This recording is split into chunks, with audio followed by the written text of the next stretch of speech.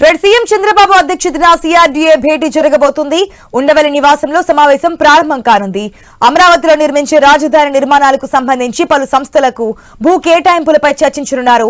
CRDA authority ప్రతిపాదనలకు వచ్చే cabinet లో ఆమోదం తెలిపే అవకాశం కూడా కనిపిస్తోంది. అప్డేట్స్ మా ప్రతినిధి కాంతి ద్వారా తెలుసుకుందాం.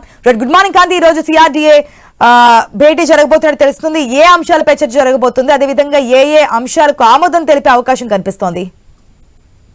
ఆశ ఈ రోజు ఉదయం సీఎం చంద్రబాబు నాయుడు అధ్యక్షతన సిఆర్డీఏ అథారిటీ సమావేశం నిర్వహిస్తున్నారు. సిఆర్డీఏ అథారిటీ ప్రతిపాదనలకు వచ్చే కేబినెట్ లో ఆమోదం తెలిపినట్లయితే రేపు జరగబోయేటువంటి అసెంబ్లీలో కూడా వాటికి సంబంధించినటువంటి బిల్స్ ని పాస్ చేసే అవకాశం ఉంటుంది. కాబట్టి అలాగే రాజధానిలో నిర్మాణాలు ఏవైతే నిర్మాణాలకి సంబంధించినంత వరకు కార్పొరేట్ కి సంబంధించినటువంటి కొన్ని సంస్థల నిర్మాణాలు, అలాగే కొన్ని సంస్థలకు భూ కేటాయింపులకి సంబంధించినటువంటి వాటిపైన కూడా ఈ రోజు సిఆర్డీఏ అథారిటీ మీటింగ్ లో చర్చిస్తారు. అయితే మంత్రి నారాయణతో పాటుగా సిఆర్డీఏ అధికారులు అలాగే చంద్రబాబు నాయుడుతో పాటుగా దీనికి సంబంధించి ఏదైతే ఇప్పటి వరకు జరిగినటువంటి అభివృద్ధి, ఇక తర్వాత జరపవలసినటువంటి నిర్మాణాలు, దాంతో పాటుగా సిఆర్డీఏ భవనం ఏదైతే ఉందో దానికి సంబంధించినటువంటి భవనం కూడా పూర్తి అయిన నేపథ్యంలో దాని ఓపెనింగ్ కి సంబంధించినటువంటి విషయంలో కూడా త్వరితగతిన అంటే మొదటి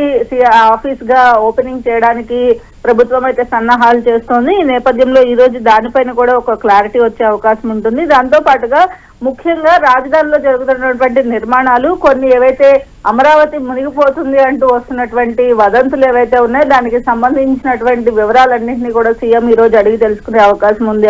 ఆ తర్వాత ఐకానిక్ టవర్స్ తో పాటుగా కొన్ని హైవే బ్రిడ్జెస్ ఏవైతే ఉన్నాయో అలాగే భూ సమీకరణ ఏదైతే రెండవ దశ భూ సమీకరణ ఏదైతే చేపడుతూ ఉన్నదో దానికి సంబంధించి రైతులకు ఇబ్బందులు ఏవైతే ఉన్నాయో వాటికి సంబంధించి కూడా ఈ రోజు జరిగేటువంటి చర్చలో ప్రధానంగా చర్చకు వచ్చే అవకాశం ఉంది. ఇంకా భూ కేటాయింపుల అంశము అలాగే వాటికి సంబంధించినటువంటి నిర్మాణాలకు సంబంధించినటువంటి అంశం పైన కూడా ప్రధానంగా చర్చించి సిఆర్డీఏ ఆమోదం తెలిపిన తర్వాత దాని కేబినెట్ లో ఆమోద ముద్ర వేసి దానిని అసెంబ్లీలో ప్రవేశపెట్టే అవకాశం ఉంటుంది. ఆశ.